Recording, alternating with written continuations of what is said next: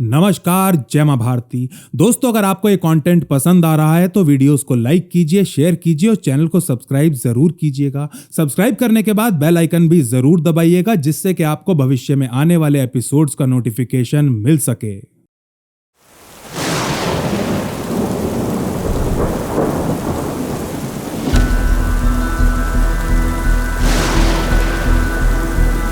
सात मई 1994 को शनिवार का दिन था, लेकिन फिर भी आज की दोपहर मुंबई की सड़कों पर ट्रैफिक की कोई कमी नहीं थी।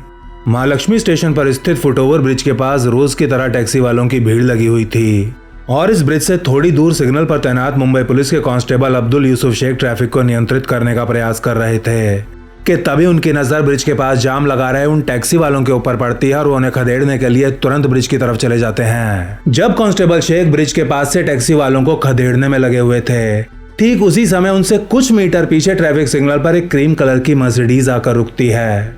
अपने ड्राइवर के साथ आगे वाली सीट पर बैठा इस मर्सिडीज का मालिक मुंबई का एक बहुत बड़ा बिजनेसमैन था, जो रोज की तरह आज की सुबह भी बाइकुला स्थित अपने ऑफिस जा रहा था। इस रेड लाइट पर अपनी गाड़ी में इंतजार कर रहे इस व्यापारी के दिमाग में बहुत बड़ी बिजनेस डील फंसी हुई थी।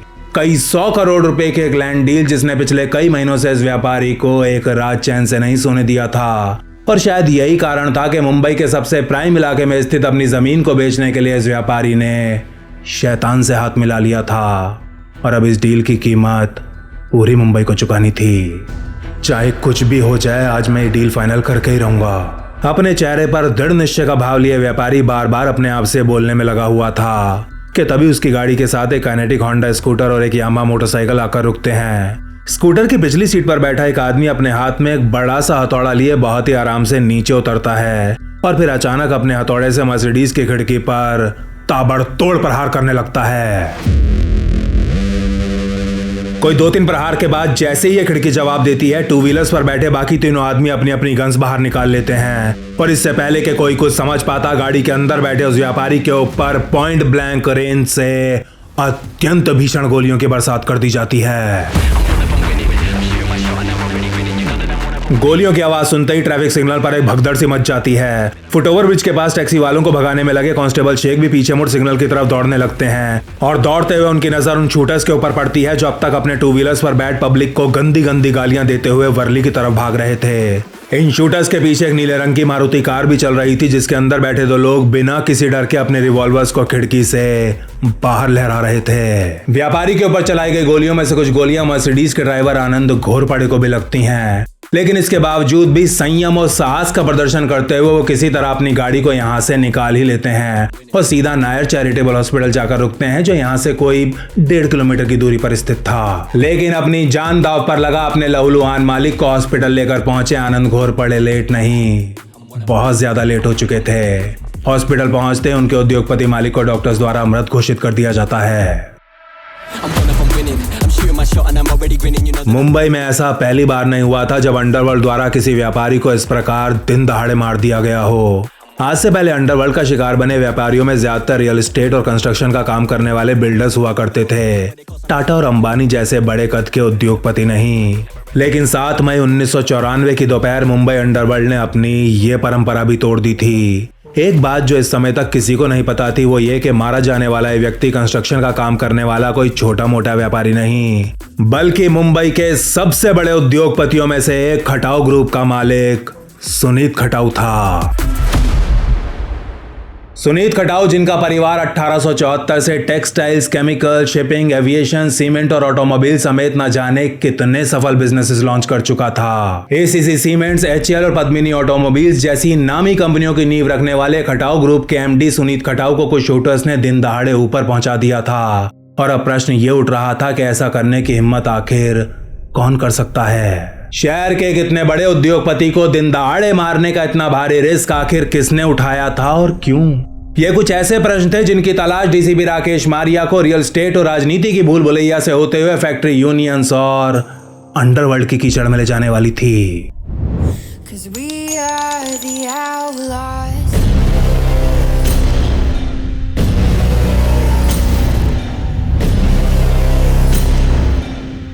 1994 आते आते मुंबई अंडरवर्ल्ड एक बेलगाम घोड़े की तरह अपनी मर्जी का मालिक बना हुआ था और केवल 5 महीने पहले ही क्राइम ब्रांच में आए डीसीपी राकेश मारिया के सामने अब जवाबों से ज्यादा सवालों का अंबार लग गया था।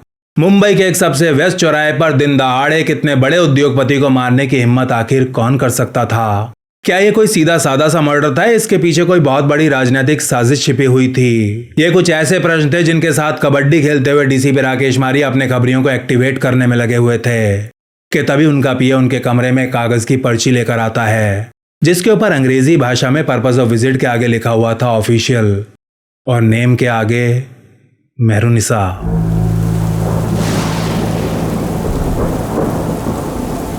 मेहरुनिसा, ये कौन है? डीसीपी मारिया अपने दिमाग के डेटाबेस में इस नाम को सर्च करने में लगे ही हुए थे कि तभी उनका ऑफिस एक अत्यंत सुंदर खुशबू से भर जाता है। वो अपनी नजर उठा ऊपर देखते हैं तो उनके सामने सर से पैर तक बुर्के में लदी एक लड़की खड़ी होती है। लड़की जो मारिया के कुछ बोलने से पहले ही अपने आप उनकी सामने वाली कुर्सी पर बैठ जाती है और अपने गोरे गोरे हाथों से पानी का गिलास उठाते हुए उनसे कहती है, साहब आप पे कितना भरोसा कर सकती हूँ? डीसीपी राकेश मारिया आईपीएस से किसी अनजान आदमी या औरत ने इस प्रकार का प्रश्न पहले कभी नहीं पूछा था। इसीलिए खुद को थोड़ा संभालते हुए मारिया इस लड़की से कहते हैं, भाई मैं एक पुलिस ऑफिसर हूँ और लोगों की मदद करना मेरा काम है। तुम चाहती हो कि मैं तुम्हारी मदद करूँ तो तुम्हें भी मेरे ऊपर भरोसा तो करना ही होगा। और वैसे भी मैंने सर आप समझ नहीं रहे हो, ये मेरी जिंदगी और मौत का सवाल है सर, बहुत सीरियस मैटर है। बहुत ज्यादा घबराई हुई आवाज में मेहरुनिसा ये कहती है तो मारिया समझ जाते हैं कि मामला गंभीर तो जरूर है।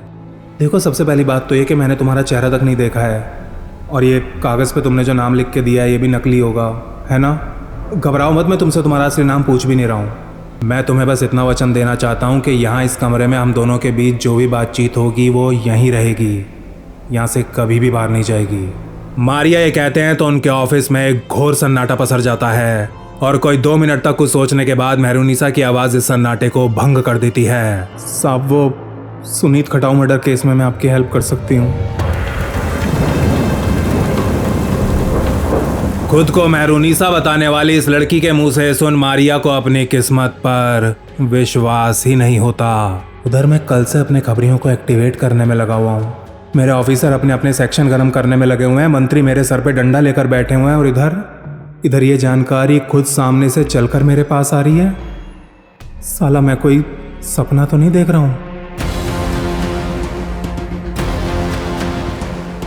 मारिया के दिमाग में इस प्रकार के विचार उफान मार ही रहे होते हैं कि तभी अपनी आवाज में प्रार्थना का भाव लाते हुए वो लड़की उनसे दोबारा पूछती है, लेकिन सर मैं आप पे भरोसा तो कर सकती हूँ ना? मैंने अभी तुम्हें वचन दिया है कि हमारे बीच होने वाली बातचीत यहीं रहेगी, कभी बाहर नहीं जाएगी। और वैसे भी मेहरुनिसा मेरे किसी भी इन्फॉर्मेंट को आज तक एक खरोंच तक नहीं आई है। मारिया के बार बार आश्वासन देने पर यह लड़की थोड़ा अच्छा महसूस करने लगती है और इतने में उसके लिए गर्मा गर्म चाय भी आ जाती है। साहब मेरे पास एकदम 100% पक्की इन्फॉर्मेशन है। ये काम वो अमर नायक के लड़कों ने किया है।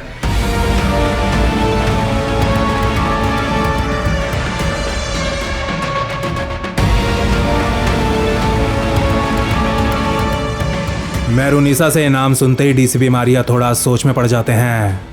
अमर नायक ने खटाऊ को मरवाया है? और तुम्हें ये सब कैसे पता? सर मैं वो एक बार डांसर हूँ सर, एक बार में नाचने का काम करती हूँ। ये कहते हुए मेहरुनिसा अपने चेहरे से पर्दा ऊपर उठा लेती है और उसके चेहरे पर एक नजर पड़ते ही क्षण भर के लिए मारिया सब कुछ भूल जाते हैं। उनके सामने बैठी इस 22-23 साल की लड़की के सामने बॉलीवुड की बड़ी से बड़ी हीरोइन भी पानी कम चाय थी। मेहरुनिसा की सुंदरता से मंत्रमुग्ध हो चुके मारिया इससे पहले कि अपना मुंह बंद कर पाते वो आगे उनसे कहती है, साहब मैं अपनी अक्खी लाइफ आपके हाथों में सौंप रही हूँ, प्लीज ध्यान रखना। अपनी आंखों में आंसू लिए मेहरुनिसा एक बार फिर ये कहती है तो डीसीपी मारिया फिर से उसे आश्वासन देने लगते हैं और तब जाकर कहीं वो अपनी पूरी कहानी सुनाना शुरू करती है।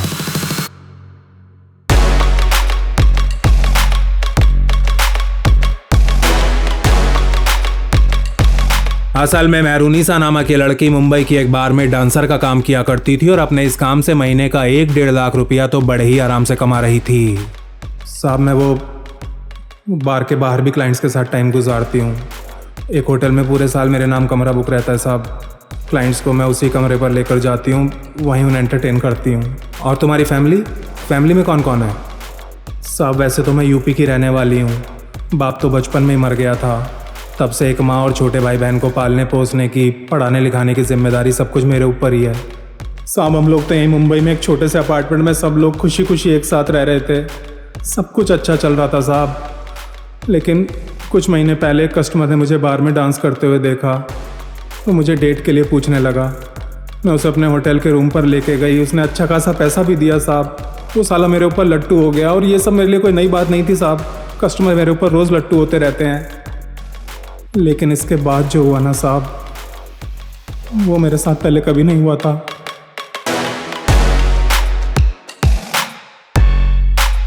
हुआ कुछ यूं था कि मेहरुनिसा के साथ केवल एक रात बिताने के बाद उसका एक कस्टमर रोज उसकी बार में आने लगा था, और उसका डांस देखने के साथ साथ अब उसके ऊपर अपना अधिकार भी जमा रहा था। अपने साथ हमेशा एक रिवॉल्वर रखने वाला आदमी दूसरे कस्टमर्स के साथ मेहरुनिसा के पास जाने पर मारपीट भी करने लगा था, और अब केवल इसी आदमी के लिए नाचना और फिर उसके साथ रातें बिताना मेहरुनिसा के लिए मर्जी नहीं बल्कि एक मजबूरी बन चुकी थी। अपने सामने बैठी मेहरुनिसा को यूं फूट फूट कर रोते हुए देख डीसीपी मारिया उसके सामने पानी का एक गिलास रख देते हैं, और फिर उसके लिए एक कप चाय ऑर्डर करते हुए उससे उसके इस कस्टमर का नाम पूछते हैं। मारिया का यह प्रश्न सुनते ही मेहरुनिसा के चेहरे का रंग पीला पड़ जाता है। वो अपने सामने रखा पानी का गिलास उठा उसे एक सांस में खाली कर डालती है, और फिर बहुत ज्यादा कपकपाती हुई आवाज में मारिया से कहती है, ओमी भारद्वाज साहब हमारे रैक का शार्प शूटर है, और उसका पाउडर का धंधा भी संभालता है। मुंबई के कुख्यात माफिया डॉन अमरनायक का अत्यंत खतरनाक शार्प शूटर ओमी भारद्वाज मेहरुनिसा के ऊपर पूरी तरह लट्टू हो चुका था। वो पिछले कुछ समय से उसके साथ थाने के एक फ्लैट पर रातें गुजार रहा था और उसे अपने काम से जुड़े सीक्रेट्स भी बताने लगा था। साहब मेरी लाइफ एक जीता जागता नरक बन चुकी है, और कमाई की तो साली पूरी वाट लग गई है। साहब मुझे प्लीज ओमी से बचा लो प्लीज। हाँ कुछ करते हैं, पर पहले प्लीज तुम ये रोना बंद करो, मारिया ये कहते हैं, और इतने में मेहरुनिसा के लिए चाय का एक और कप आ जाता है। अच्छा एक बात बताओ, वो थाने वाला फ्लैट किसका है? ओमी का? वहीं रहता है क्या वो? डीसीपी मारिया ये पूछते हैं तो अब थोड़ा सा अच्छा महसूस कर रही मेहरुनिसा चाय की चुस्की लेते हुए उत्तर देती है, हाँ साहब ओमी का ही फ्लैट है, लेकिन वैसे वो अपने बीवी बच्चों के साथ एक दूसरे फ्लैट में रहता है, उसकी फैमिली वहीं पर है। पर हाँ साहब ये दोनों फ्लैट ओमी के ही हैं वैसे। ये कहने के बाद मेहरुनिसा डीसीपी मारिया को इन दोनों फ्लैट्स के एड्रेस बताती है, जिन्हें वो तुरंत अपनी डायरी में नोट कर लेते हैं। हाँ एक बात और साहब, वो ओमी ना हमेशा एक यामाहा मोटरसाइकिल पर मुझे अपने फ्लैट लेकर जाता है।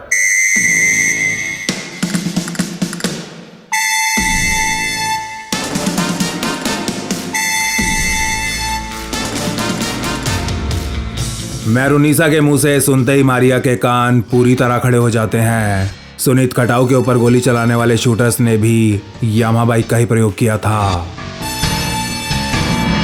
एक सेकंड, क्या कहा तुमने? यामाहा मोटरसाइकिल, नंबर याद है उसका?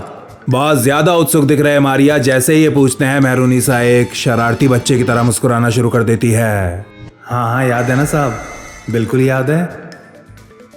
MH06A3650।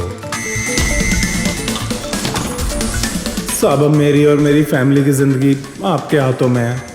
मुझे आपसे कोई मदद चाहिए हो या आपको कोई टिप देनी हो तो आपसे कैसे कांटेक्ट कर सकती हूँ साहब?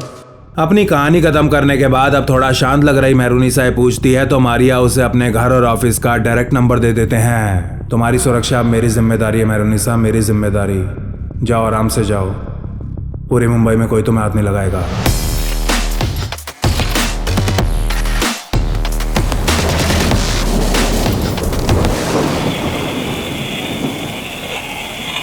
क्राइम ब्रांच यामाहा मोटरसायकल शोधत आहे।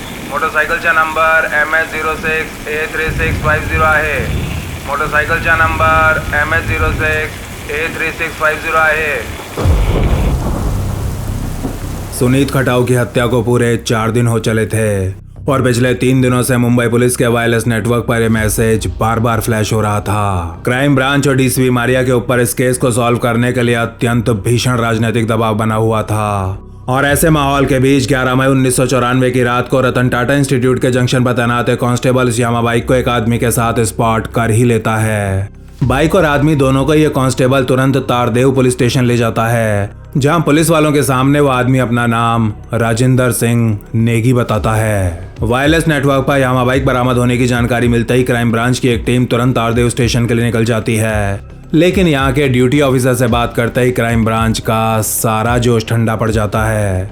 पुलिस स्टेशन में उन्हें वो यामा मोटरसाइकिल तो मिल जाती है, लेकिन मोटरसाइकिल के साथ लाया गया राजिंदर सिंह नेगी नामक वो आदमी नहीं मिलता। तो मानस कुठे है? अरे वो आदमी कहाँ है? अरे वो आदमी जो बाइक के साथ आया था, कहाँ है वो? डीसीपी राकेश मारिया द्वारा यहाँ भेजा गया क्राइम ब्रांच का एक इंस्पेक्टर ड्यूटी ऑफिसर से पूछता है तो वो हकलाना शुरू कर देता है। साहब वो बाइक चा अरे क्या बाइक चा बहन? कहाँ है वो आदमी? जल्दी बोलना। साहब उसके पास बाइक का पेपर नहीं था ना, तो वो पेपर लाने घर भेज दिया। ड्यूटी ऑफिसर से सुनते ही क्राइम ब्रांच के ऑफिसर्स के पैरों तले जमीन खिसक जाती है। तिच्चा माइला, चरस फूक के ड्यूटी कर रहे हो क्या बहन?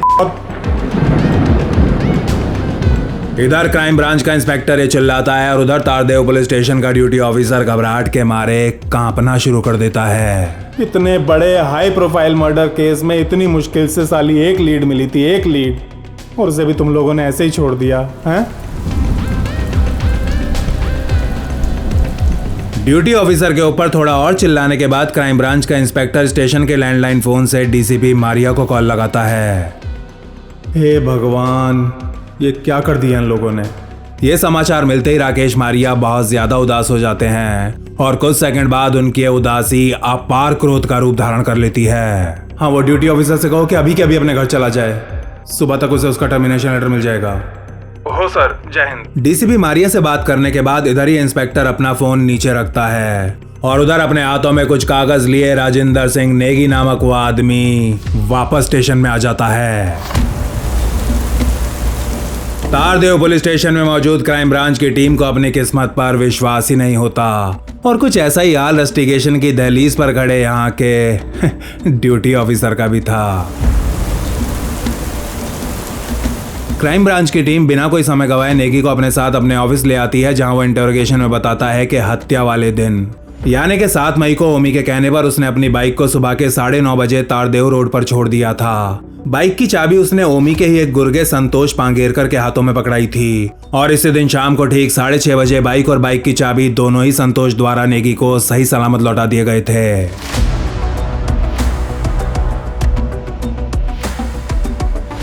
राजिंदर सिंह नेगी द्वारा दी गई इस जानकारी के कोई 48 घंटे बाद 14 मई की सुबह एक बाइक पर सवार ओमी के 2 गुर्गे उसके थाने स्थित पलोदिया अपार्टमेंट्स वाले फ्लैट पर पहुंचते हैं।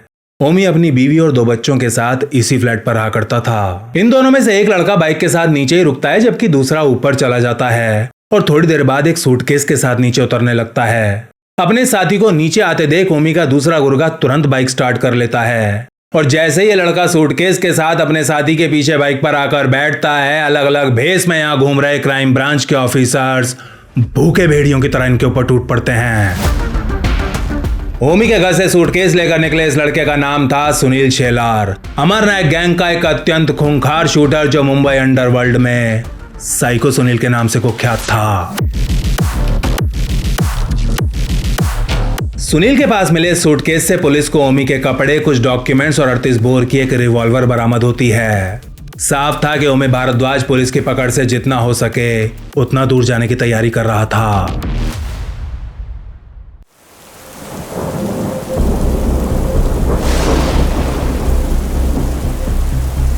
सुनील शेलार और नेगी से मिली लीड्स के आधार पर क्राइम ब्रांच नेरूल से ओमी के 2 और साथियों को गिरफ्तार करती है, जिनके नाम थे संतोष पांगेरकर और प्रमोद शिंदे। गिरफ्तारी के समय पुलिस को पांगेरकर के बाएं घुटने में एक ताजा घाव दिखाई देता है। पुलिस वालों के पूछने पर वो बताता है कि अभी कुछ दिन पहले वो बाइक से गिर गया था और इसलिए उसके घुटने में चोट लगी है।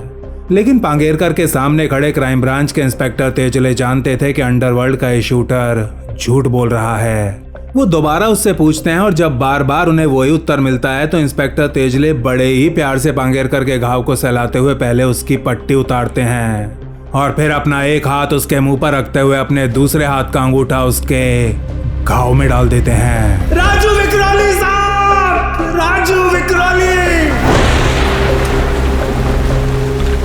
कोई 5 सेकंड बाद जब पांगेरकर की सांस वापस आती है तो वो खुलासा करता है कि उसके घुटने का घाव किसी एक्सीडेंट की वजह से नहीं बल्कि गोली लगने से हुआ है। गोली जो उसे उसके एक साथी राजू विक्रोली की बंदूक से उस समय लगी थी जब वो लोग सुनीत खटाऊ की गाड़ी के ऊपर अंधाधुंध गोलियां बरसा रहे थे।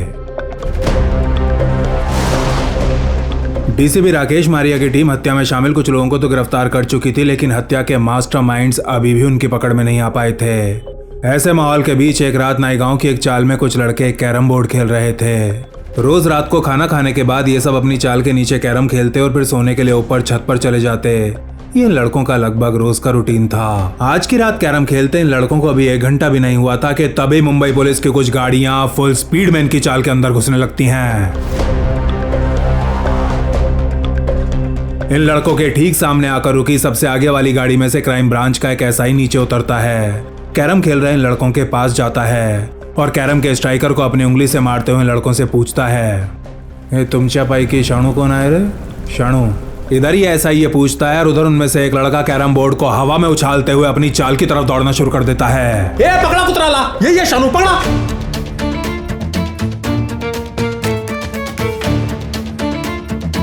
जैसे ही ये पुलिस वाला चिल्लाता है तो उसके साथ आए बाकी के पुलिस वाले भी उस लड़के के पीछे दौड़ने लगते हैं और कोई 15 मिनट की मेहनत के बाद उसे चौल की छत से धर दबोचते हैं। आधी रात गए नाईगांव से उठाए गए इस लड़के का नाम था शानू जादव।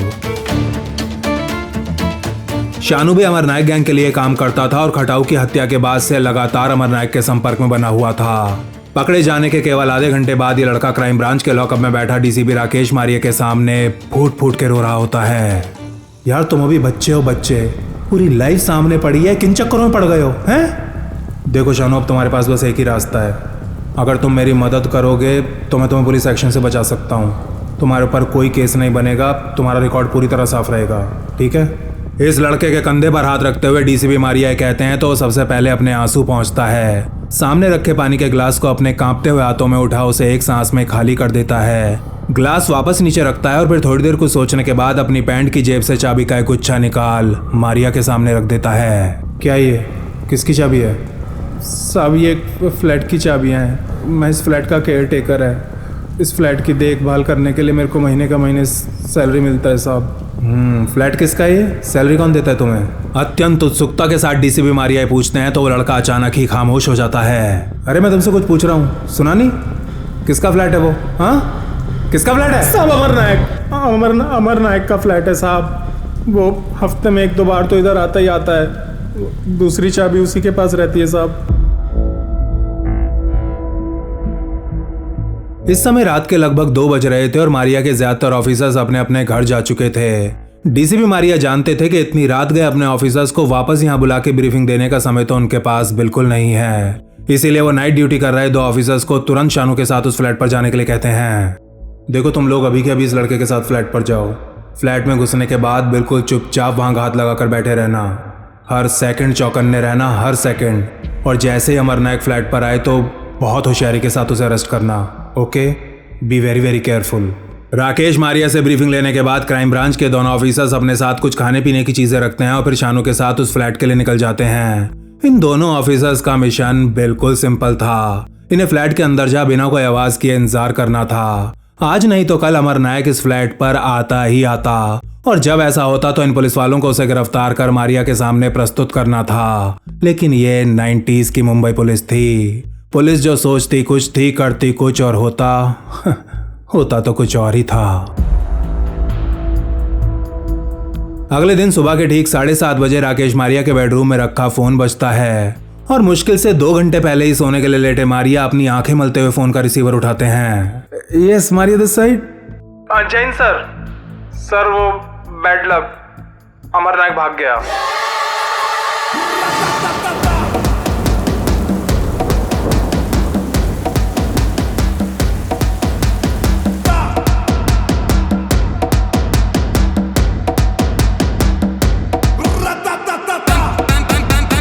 सुबह सुबह का समय और डीसीपी मारिया को काटो तो खून नहीं।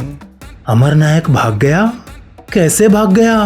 2 हट्टे कट्टे पुलिस वाले ठीक अपने सामने खड़े एक आदमी को नहीं पकड़ पाए।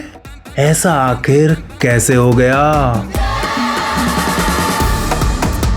हुआ कुछ यूं था कि रात को फ्लैट पर पहुंचने के बाद क्राइम ब्रांच के दोनों ऑफिसर्स अपने कपड़े उतार लुंगी पहनते हैं और बेडरूम में जाकर आराम से लंबे हो जाते हैं।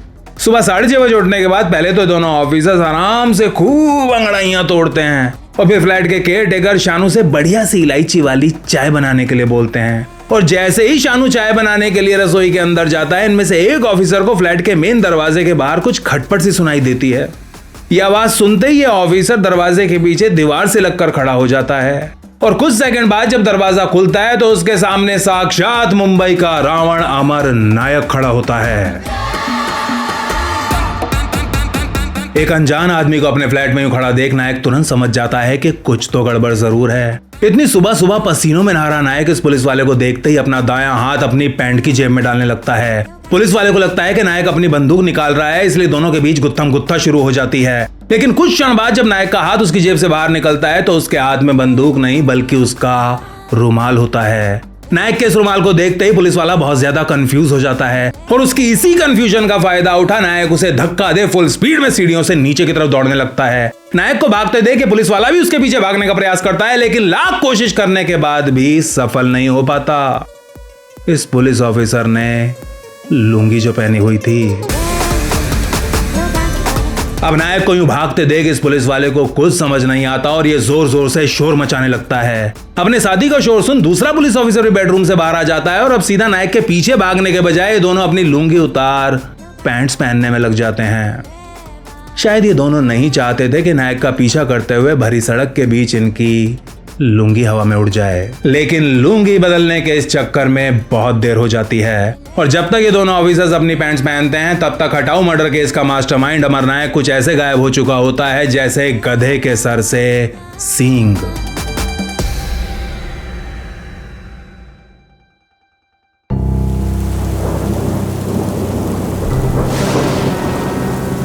अपने ऑफिसर से पूरी कहानी सुनने के बाद डीसीपी मारिया का सारा गुस्सा निराशा में बदल जाता है। मुझसे बहुत बड़ी गलती हो गई, मुझे अपने रेगुलर ऑफिसर्स को वहाँ भेजना चाहिए था। हर प्रकार की संभावना पर विचार विमर्श करने के बाद उचित ऑफिसर्स का चुनाव करना और फिर उन्हें विस्तृत दिशा निर्देश देना, इस प्रकार के अत्यंत नाजुक केस में ऐसा करना कितना ज्यादा आवश्यक होता है। डीसीपी राकेश मारिया को आज ये अत्यंत बहुमूल्य सीख मिली थी। लेकिन एक बात जो उन्हें अभी भी समझ में नहीं आ रही थी वो ये कि एक मिशन के दौरान दो पुलिस ऑफिसर्स लुंगी पहन के अपने पैर आराम से कैसे पसार सकते हैं। एक ऐसी परिस्थिति जिसमें उन्हें रात भर 100 नहीं बल्कि 110% चौकन्ना रहना था। ऐसी परिस्थिति में वो घोड़े बेचकर भला कैसे सो सकते हैं। ये कुछ ऐसी गलतियां थी जिनके लिए माफी की कोई गुंजाइश नहीं थी। डीसीपी राकेश मारिया द्वारा इन दोनों ऑफिसर्स को तत्काल प्रभाव से सस्पेंड कर दिया जाता है। देखते ही देखते सुनीत खटाऊ की हत्या को 2 महीने से ऊपर का समय हो गया था। अमर नायक के फ्लैट पर मिली उस शर्मिंदगी से मुंबई क्राइम ब्रांच का हौसला भी थोड़ा ठंडा पड़ने लगा था।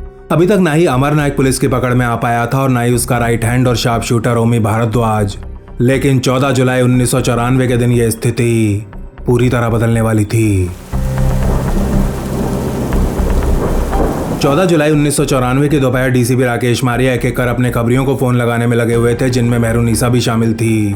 मारिया को अपने कुछ खबरियों से पता चलता है कि ओमी भारद्वाज आज की रात पवई में एक स्थान पर आने वाला है। ये इन्फॉर्मेशन मिलते ही राकेश मारिया अपने कुछ सबसे दबंग और चालाक ऑफिसर्स की एक टीम तैयार करते हैं, जिसमें सीनियर इंस्पेक्टर श्यामराव जेड़े, inspector Fateh Singh Gaekwad, assistant inspectors Mangesh पोते और प्रमोद खड़े, सब इंस्पेक्टर्स बाजीराव पाटिल और यशवंत देसाई शामिल थे।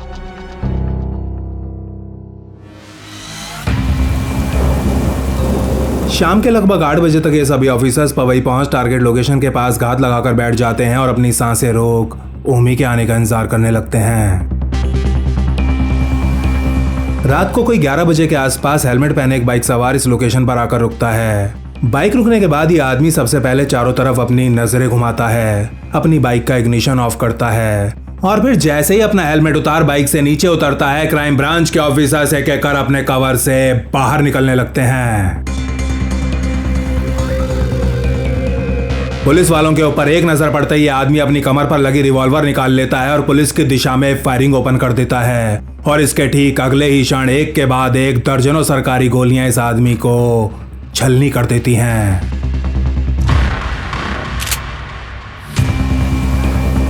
थामा स्टॉप फायरिंग। अरे ओमी है या किसी और को टपका दिया? ए पाटिल तिथे जाणी तपासा रे। सीनियर इंस्पेक्टर शामराव जेड़े कहते हैं तो ऐसा ही बाजीराव पाटिल दबे पांव के साथ जमीन पर पड़े उस आदमी के पास जाते हैं। सबसे पहले उसकी रिवॉल्वर को उठा दूर फेंकते हैं और फिर नीचे झुक उसके चेहरे को बहुत ध्यान से देखने के बाद कहते हैं, ओ साहब ऑल इज वेल, तुम ही आए। वो ये साला कुतरिया।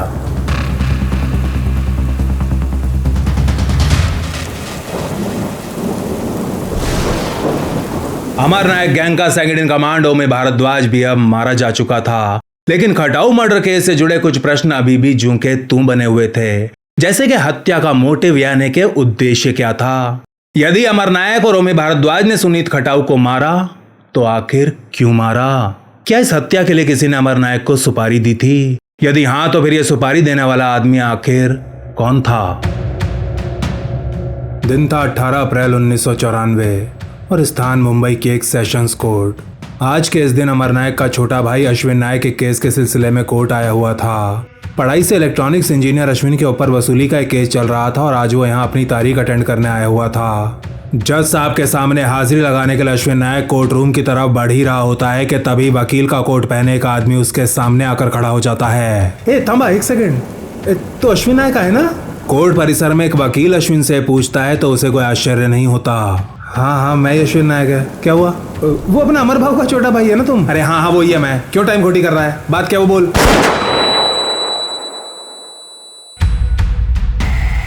इससे पहले कि अश्विन नायक अपना ये वाक्य पूरा कर पाता, वकील के भेस में उसके सामने खड़ा है आदमी पॉइंट ब्लैंक रेंज से उसके ऊपर फायरिंग ओपन कर देता है। इस शूटिंग में अश्विन नायक की जान तो बच जाती है, लेकिन कमर से नीचे उसके शरीर में जीवन भर के लिए लकवा मार जाता है। वकील के भेस में अश्विन नायक के ऊपर फायरिंग करने वाले आदमी की पहचान अरुण गावली गैंग के एक शूटर के रूप में की जाती है। अश्विन के भाई अमर नायक का गुस्सा रुद्र रूप धारण कर लेता है। यही वो समय था जब हॉस्पिटल में पड़े अपने भाई के सर पे हाथ रखकर अमर नायक अरुण गावली और उसके पूरे गैंग का संपूर्ण विनाश करने की कसम खाता है। असल में अमर नायक को पूरा विश्वास था कि अरुण गावली के सर पे सुनीत खटाऊ का हाथ है और ये खटाऊ से मिलने वाला पैसा ही है जिसके बल पर गावली के हौसले आजकल इतने ज्यादा बुलंद हो चुके हैं। लेकिन सुनीत खटाऊ जैसा एक इतना बड़ा उद्योगपति, एक शादीशुदा बाल बच्चेदार सोशलाइट जिसके अंदर घोड़ों की रेस पर दाव लगाने के अलावा दुनिया का और कोई ऐब नहीं था, वो सुनीत खटाऊ अरुण गावली जैसे कुख्यात माफिया डॉन के साथ संबंध भला क्यों बनाएगा? इस प्रश्न का उत्तर ढूंढने के लिए डीसीपी राकेश मारिया को सुनीत खटाऊ की हत्या से 24 घंटे पहले हुए एक और शूटआउट की जांच करनी थी। महालक्ष्मी पर हुई सुनीत खटाऊ की हत्या से ठीक एक दिन पहले मुंबई में एक और शूटआउट हुआ था। शूटआउट जिसमें राष्ट्रीय मिल मजदूर संघ यानी कि आरएमएमएस के नए नवेले कांग्रेसी प्रेसिडेंट शंकर राव जाधव के ऊपर कुछ बाइक सवारों ने गोलियां बरसाई थी। इस शूटआउट में जाधव तो बाल बाल बच गए थे, लेकिन शहर के टेक्सटाइल बिजनेस में अंडरवर्ल्ड कितना ज्यादा अंदर घुस चुका है इसके बारे में अब पूरा शहर बात कर रहा था।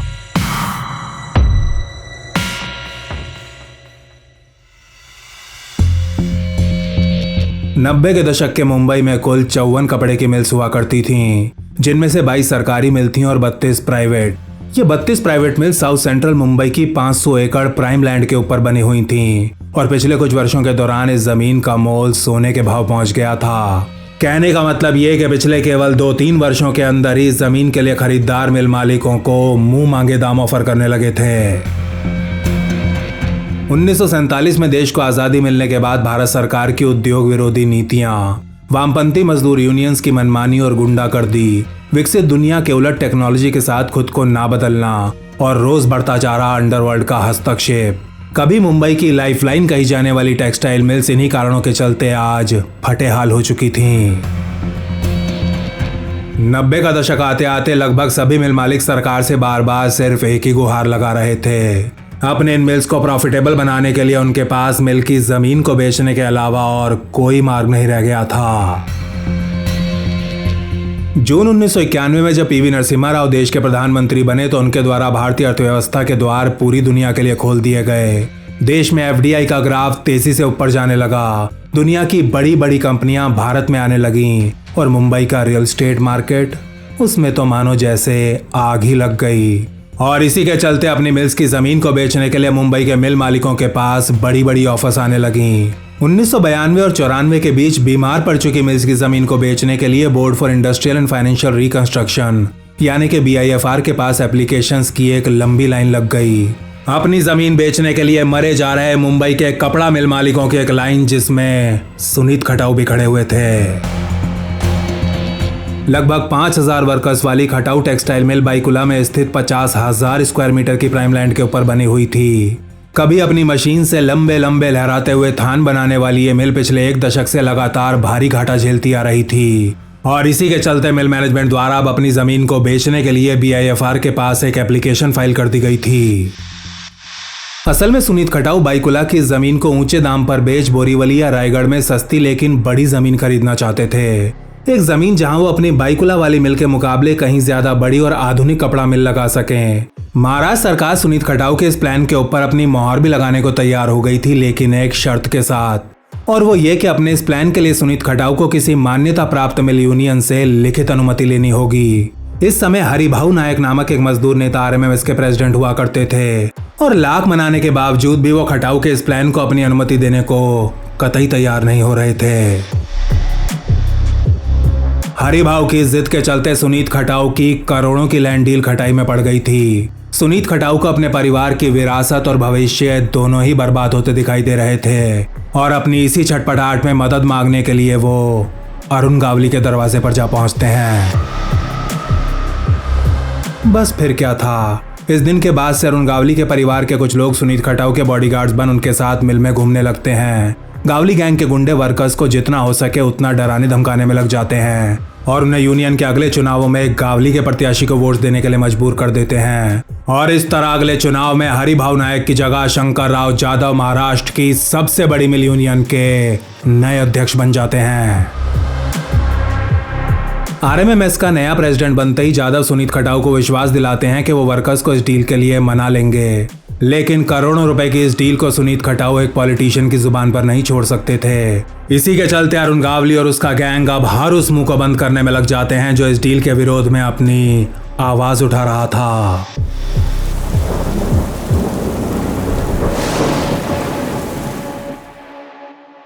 सुनीत खटाऊ और अरुण गावली के बीच हुए समझौते के अनुसार गावली को सेल वैल्यू की 5% कमीशन दी जानी थी। अपनी इस मोटी कमीशन के लिए गावली के गुंडे मिल मजदूरों को डरा धमकाकर उनसे एक NOC के ऊपर साइन करवाने में लग जाते हैं। एक NOC जिसमें यह लिखा हुआ था कि बाईकुला की मिल को बोरीवली शिफ्ट किए जाने से उनको कोई आपत्ति नहीं है। यूनियन प्रेसिडेंट और मिल के मजदूरों से मिली इस NOC को सुनीत खटाऊ BIFR में जमा करा देते हैं, और इसके तुरंत बाद उनके द्वारा एक कंस्ट्रक्शन कंपनी के साथ पूरे 400 करोड़ रुपए की डील साइन कर ली जाती है। यदि सुनीत खटाऊ की लैंड डील अपने टाइम पर पूरी होती तो अरुण गावली को कमीशन के रूप में पूरे 20 करोड़ रुपए मिलते और मुंबई का सबसे शक्तिशाली और निर्विवादित डॉन बन जाता। लेकिन मुंबई से समंदर पार बैठे एक और माफिया डॉन को यह हरगिज मंजूर नहीं था। मुंबई से 2000 किलोमीटर दूर बैठकर मुंबई पर राज करने वाले इस नार्को आतंकी का नाम था दाऊद इब्राहिम कास्कर। 93 में मुंबई के सीरियल धमाके करवाने के बाद से ही दाऊद इब्राहिम दुबई में रह रहा था, और अब मुंबई की कमान यूं गावली के पास जाते देख वो चुप नहीं बैठने वाला था। ये वो समय था जब मुंबई पुलिस पहले से ही डी कंपनी के पीछे हाथ धोकर पड़ी हुई थी। दाऊद अच्छे से जानता था कि यदि उसने मुंबई के इतने बड़े उद्योगपति को कुछ किया तो ATS के ऑफिसर्स द्वारा उसके शूटर्स को चुन चुन के ठोका जाएगा। लेकिन दाऊद ये भी जानता था कि दुश्मन का दोस्त दुश्मन होता है और दुश्मन का दुश्मन दोस्त। 18 अप्रैल 1994 के दिन मुंबई सेशंस कोर्ट में हुए शूटआउट के बाद अमर नायक का भाई अश्विन जीवन भर के लिए व्हीलचेयर पर आ गया था। अमर नायक अरुण गावली से बुरी तरह खार खाए बैठा था। दाऊद को यह बात पता थी और अब गावली को खत्म करने के लिए उसने नायक को खुली छूट दे दी थी। दाऊद से अनुमति मिलते ही अमर नायक द्वारा गावली को गिराने की प्लानिंग शुरू कर दी जाती है। प्लानिंग जिसके चलते सबसे पहले उन लोगों को निशाना बनाया जाता है जो अरुण गावली और सुनीत खटाऊ के हितैषी हुआ करते थे। ऐसे ही हितैषी का नाम था शंकर राव जाधव, RMMS के नए नवेले अध्यक्ष, जिन्हें 6 मई 1994 के दिन नायक गैंग द्वारा खत्म करने का असफल प्रयास किया गया था। पिछले 2 महीनों से दिन रात सुनीत खटाऊ की हत्या का केस सुलझाने में लगे DCP राकेश मारिया के सामने अब पूरी तस्वीर साफ हो चली थी। अपनी जांच में क्राइम ब्रांच को पता चलता है कि सुनीत खटाऊ को ऊपर भेजने का प्लान अमर नायक ने खुद बनाया था। अश्विन नायक के ऊपर हुए हमले के तुरंत बाद से ही नायक गैंग के गुर्गों ने खटाऊ को फॉलो करना शुरू कर दिया था। वो रोज सुबह कितने बजे अपने मानव मार्ग वाले बंगले से बाहर निकलते हैं, कितने बजे अपने ऑफिस पहुंचते हैं, दिन भर में किस किस से मिलते हैं, कहां कहां जाते हैं, उनके साथ कितनी सिक्योरिटी होती है और वो रात को कितने बजे तक अपने घर वापस आते हैं। केवल कुछ ही दिनों की रैकी के बाद नायक गैंग ने सुनीत खटाऊ की दैनिक गतिविधियों का अत्यंत विस्तृत टाइम टेबल तैयार कर लिया था।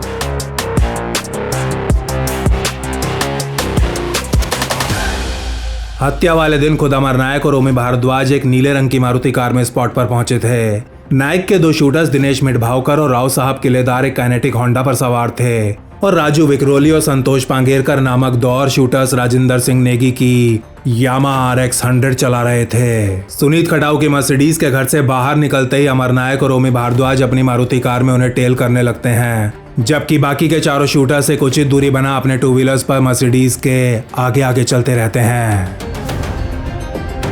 महालक्ष्मी पर पहुंच जैसे ही ट्रैफिक लाइट ग्रीन से येलो और फिर येलो से रेड होती है, दिनेश मिठभावकर अपने काइनेटिक होंडा से नीचे उतरता है और एक हथौड़े से खटाऊ की मर्सिडीज की खिड़की को चकनाचूर कर देता है और उसके ऐसा करते ही किल्लेदार राजू और पांगेरकर अपने अपने पिस्टल से खटाऊ के ऊपर ताबड़तोड़ लोहा बरसा डालते हैं।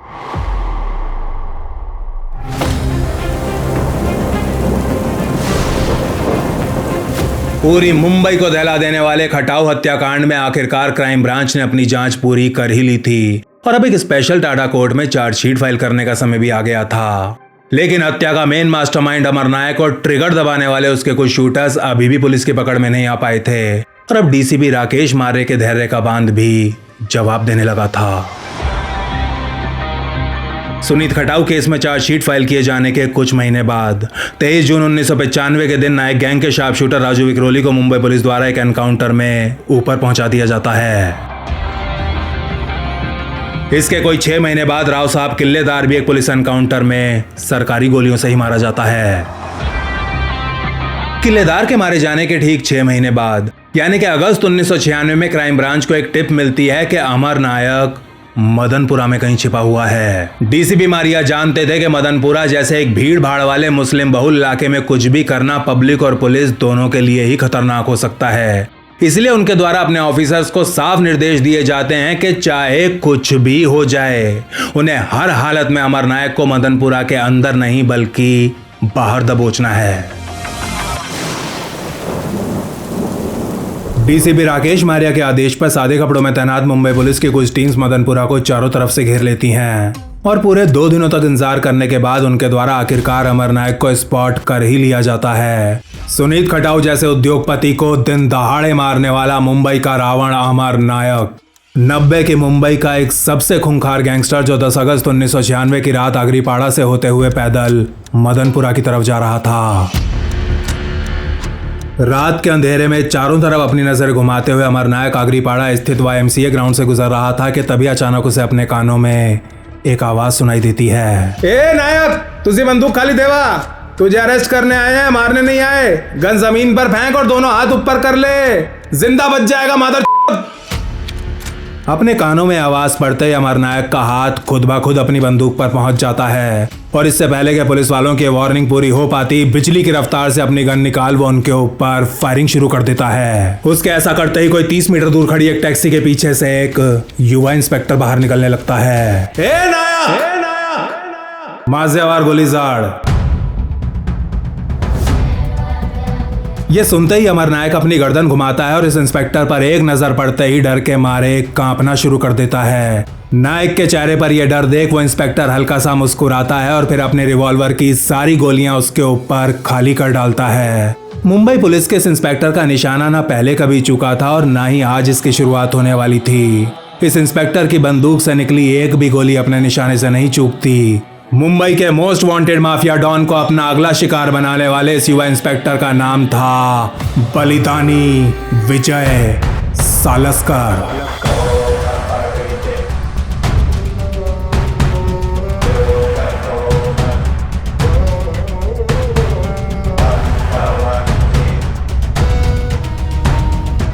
सुनीत खटाऊ की हत्या का एक केस पूरे 5 वर्षों तक एक टाडा कोर्ट में चलता है और मार्च 1999 में आखिरकार ये कोर्ट अपना फैसला सुना ही देती है, बाइज्जत बरी। कहने को तो सुनीत खटाऊ की हत्या भरी दोपहरी में खुले चौराहे पर हुई थी, और नायक गैंग के शूटर्स को कई लोगों ने खुद अपनी आंखों से गोलियां चलाते हुए देखा भी था। लेकिन ये सभी के सभी प्रत्यक्षदर्शी कोर्ट में अपने बयान से पलटी मार गए थे। भरी कोर्ट में मुंबई पुलिस की अच्छी खासी छीछा लेदर हुई थी और कोर्ट को ना चाहते हुए भी सभी के सभी आरोपियों को बरी करना पड़ गया था।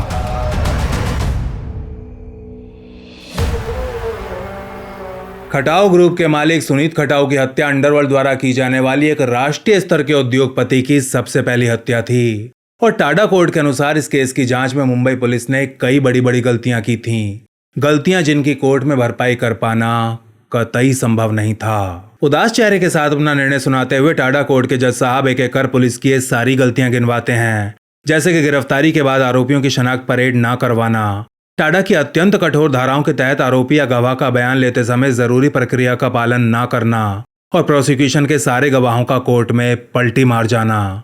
ये कुछ ऐसी गलतियां थी जिन्हें डीसीपी राकेश मारिया अब चाहकर भी ठीक नहीं कर सकते थे।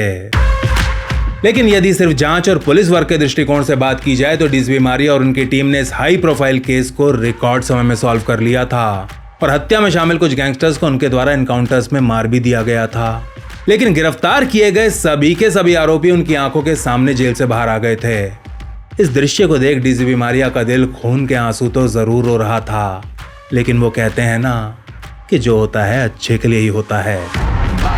यदि आज पीछे मुड़कर देखा जाए तो ये शायद ठीक ही हुआ था। This was a blessing in disguise, क्योंकि यदि उस दिन ये गैंगस्टर्स जेल से ना छूटे होते तो शायद मुंबई पुलिस को अंडरवर्ल्ड का सफाया करने के लिए एनकाउंटर्स की खुली छूट कभी ना मिली होती।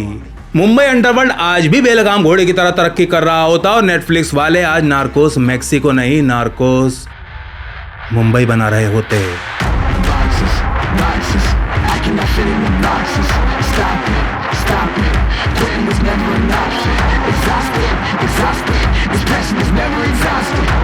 And you cannot stop it. Nah, you cannot stop it.